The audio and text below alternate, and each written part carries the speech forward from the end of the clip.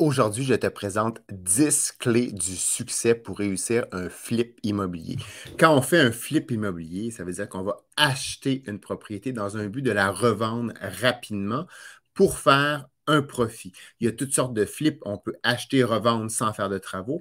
La majorité des gens, ce qu'ils vont faire, ils vont acheter, ils vont faire quelques améliorations à la propriété, puis ils vont la remettre en vente dans un but de la vendre à un acheteur, que ce soit à un autre investisseur ou que ce soit à une famille, à un couple qui veut s'installer dans cette nouvelle propriété-là. On peut faire des flips avec tout type de propriété, un condo, une maison, un plex. Donc, je vais te donner 10 clés du succès pour réussir tes flips en immobilier. Le premier truc extrêmement important, mais c'est de maîtriser le secteur dans lequel tu vas faire ton flip. Et tu dois être dans un secteur où les acheteurs veulent acquérir des propriétés.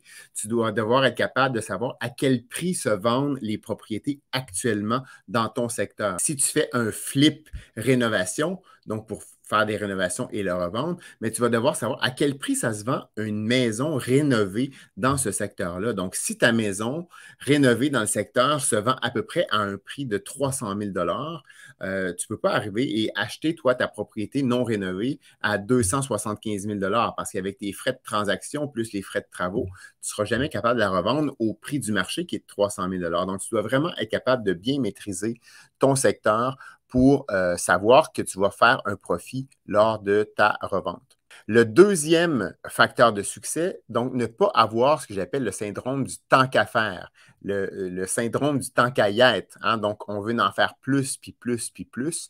Mais tous ces plus-là, ça a un coût. Donc, quand on gère un projet de rénovation, un projet de flip, donc il y a trois grandes contraintes dans un projet. Donc, il y a l'envergure des travaux de rénovation qu'on va faire. Donc, c'est quoi les activités qu'on va faire? Qu'est-ce qu'on va rénover? Est-ce qu'on fait et la salle de bain et la cuisine? Est-ce que je fais aussi toute la plomberie, toute l'électricité? Est-ce que je refais le drain français? Est-ce que je vais changer les fenêtres, le toit? Donc, ça fait partie de l'envergure. Donc, qu'est-ce qu'on fait? Qu'est-ce qu'on ne fait pas? Ensuite de ça, la deuxième grande contrainte d'un projet de rénovation, mais c'est l'échéancier. Donc, nous, dans un flip, on veut revendre le plus rapidement possible. Donc, idéalement, à l'intérieur de 6 mois, 9 mois. Donc, il faut se fixer un échéancier. Donc, qu'est-ce qu'on est capable à l'intérieur de cet échéancier-là? Qu'est-ce qu'on est capable de faire à l'intérieur de cet échéancier-là? Si on ne peut pas tout stripper la maison et tout refaire si on veut faire ça en 3 mois. Donc, il va falloir mettre et l'envergure et l'échéancier en équilibre. La troisième grande contrainte, c'est le budget. Donc, vous voudriez bien tout rénover votre maison de A à Z en 3 mois avec un budget de 10 000 Votre triple contrainte, elle ne fonctionne pas. Donc, il faut vraiment la mettre en équilibre. Sinon, ben, vous serez incapable de gérer votre projet de rénovation. Donc, le syndrome du tant qu'à y être, c'est de prendre des décisions. Donc, qu'est-ce qu'on va faire comme travaux? Puis, en cours de route, en ajouter, puis dire tant qu'à y être, tant qu'à y être, tant qu'à y être, tant qu'à y être. Mais là, on perd le contrôle de de notre budget, de deux, les ressources qui sont nécessaires et généralement, on va terminer notre projet en retard. Et le problème avec un flip, c'est qu'on ne sera peut-être pas capable de revendre à profit. Donc, on va soit revendre à perte, on va revendre à coût nul après avoir fait tous ces efforts-là. Donc, on ne veut surtout pas perdre le contrôle de notre triple contrainte qu'on appelle en gestion de projet. Le troisième clé du succès, c'est de la tête dans le sable, tu n'auras pas. Donc, il ne faut pas oublier tous les autres coûts. Il n'y a pas juste l'achat et les travaux, mais tu vas avoir à faire tu dois payer un notaire, tu vas payer une inspection, tu vas payer des frais peut-être d'architecte, des frais d'ingénieur, des permis à la ville. Tu vas devoir payer des coûts pour revendre parce que tu vas devoir payer une commission à ton courtier qui va t'aider à revendre s'il y a un courtier. Mais durant la détention de ta propriété, que tu la détiennes 3 mois, 6 mois, 12 mois, tu vas aussi payer des taxes municipales, des frais d'électricité. N'oubliez surtout pas les frais d'assurance. Quand on fait un flip, la propriété, elle est généralement vide, vacante et les frais d'assurance explosent. Ça n'a rien à voir avec votre maison ou votre condo que vous habitez présentement. Les frais sont beaucoup plus importants quand la propriété, elle est vacante. Vous allez rester surpris. Donc, faites très attention à tous ces éléments-là. Vous allez devoir faire déneiger, vous allez devoir faire couper le gazon. Donc, ça a des coûts et donc, faites des estimations. Combien de temps vous pensez que vous allez garder la propriété et faites une estimation de combien ces coûts-là d'opération vont vous coûter. La quatrième clé du succès, c'est de faire des rénovations payantes pour vous, l'investisseur. Donc, il faut se mettre dans la peau de ceux qui vont acheter la propriété. Et qu'est-ce qu'ils veulent avoir? Est-ce que c'est des jeunes couples? C'est leur première maison? C'est qui votre client type? C'est qui votre avatar type qui va acheter cette propriété-là? Et qu'est-ce qu'ils veulent comme caractéristiques? Donc, promenez-vous dans le quartier, allez voir les maisons similaires, rénovées. Qu'est-ce qu'ils ont comme caractéristiques? Est-ce que c'est toutes des belles cuisines neuves avec des comptoirs en quartz ou pas? Est-ce qu'ils ont rénové les salles de bain? Est-ce que le sous-sol est fini? Est-ce qu'il y a un garage adjacent? C'est-tu des fenêtres noires? Qu'est-ce qu'ils veulent avoir les gens? Donc, allez-y vraiment avec les grands classiques, hein? On va changer la cuisine, on va mettre à jour les salles de bain. Donc, on refait les salles de bain. Idéalement, on change les portes et les fenêtres, donc pour donner un beau cachet et aussi pour l'efficacité énergétique. Donc, ça on arrive et on le voit tout de suite. Même si la brique, elle est brune, c'est pas si grave que ça, mais des fenêtres désuètes qui datent d'il y a 40 ans, ça a un impact pour les acheteurs. Donc, de un, on veut que les gens aient un coût wow, hein? Donc, assurez-vous que la peinture soit refaite, que ce soit propre, que ce soit bien dégagé également à l'intérieur de la propriété. Mais refaire un drain français, c'est extrêmement important. Est-ce que les gens vont le voir quand ils vont acheter la propriété?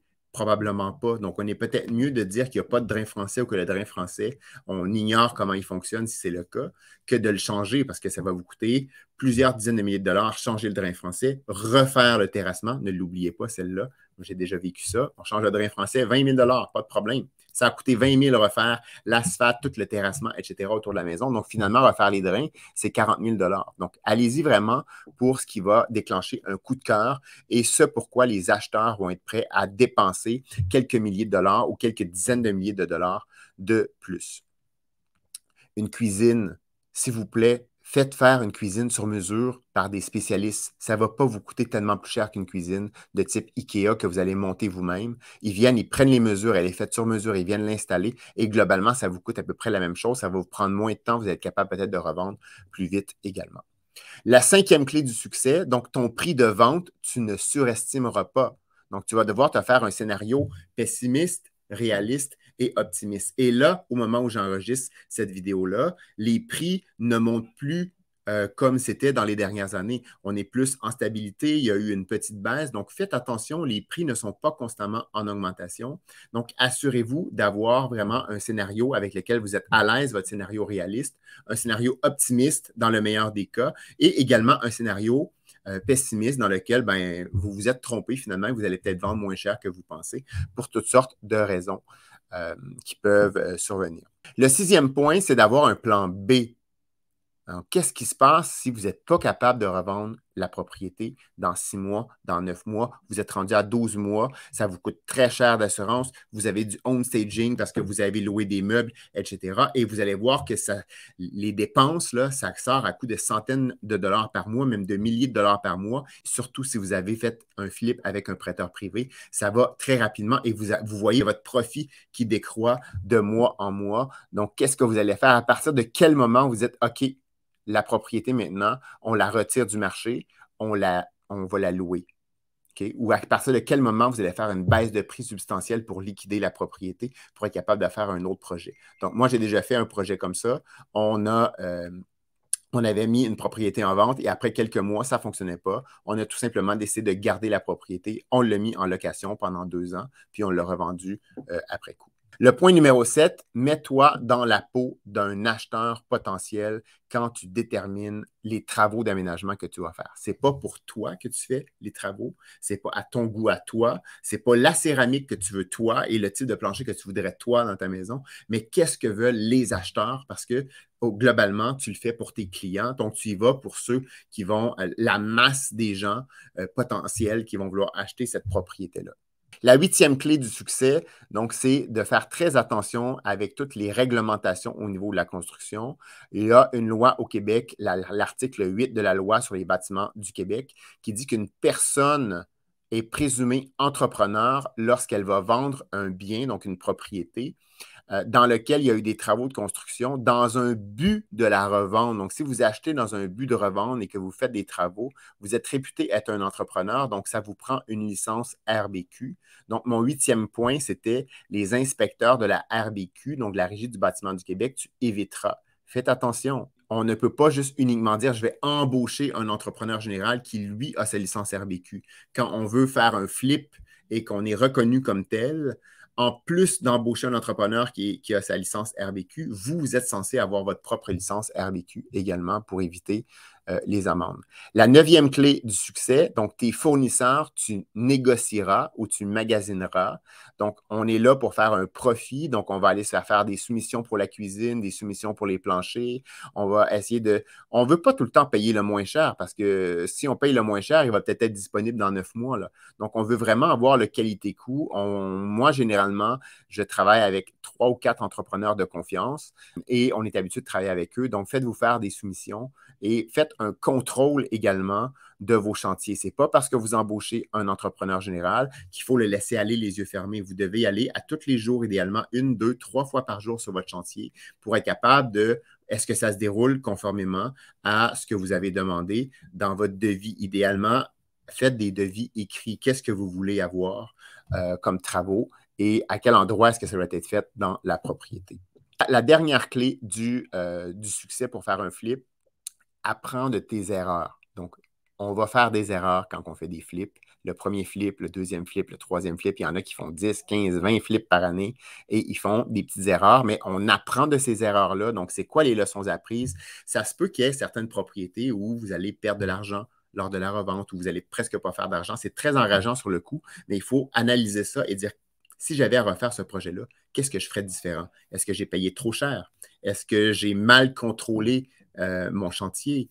Est-ce que j'ai mal négocié le prix de mes matériaux? Est-ce que j'aurais dû prendre un agent et lui donner plus de commissions pour qu'il puisse partager sa commission avec des courtiers collaborateurs afin de peut-être mousser la vente plus rapidement? Donc, il faut vraiment regarder qu'est-ce qui cloche. Faites-vous aider par des gens qui ont de l'expérience pour apprendre et réussir à vos prochains flips.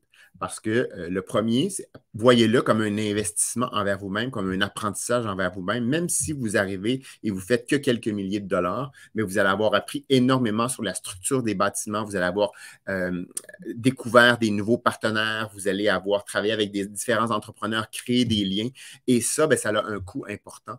Donc, dans votre premier, deuxième, troisième projet, idéalement, on fait de l'argent, mais si on n'en fait pas, mais dites-vous que ce que vous allez avoir appris comme connaissance, ça va vous propulser dans vos projets de flip immobilier. Je pense que les projets de flip immobilier vont redevenir à la mode. Il y a plusieurs personnes qui, malheureusement, suite à la montée importante des taux d'intérêt, vont devoir se départir de leur propriété. Il y en a beaucoup qui vont devoir, ils vont recevoir des avis de 60 jours de leurs institutions financières parce qu'ils n'arrivent plus à rembourser même les intérêts qu'ils doivent. Donc, on a une opportunité, nous, en tant qu'investisseurs, de faire des offres d'achat sur certaines propriétés qui sont en stress financier auprès de propriétaires qui doivent vendre et qu'on va être capable peut-être d'acheter en bas de la valeur marchande et dans certains cas de revendre très rapidement sans même faire des travaux. D'autres, on va juste faire un petit peu de peinture, les revendre. Donc, à vos flips, gérez bien vos projets. N'oubliez pas vos 3 grandes contraintes, donc l'échéancier, le budget et notre envergure. Donc,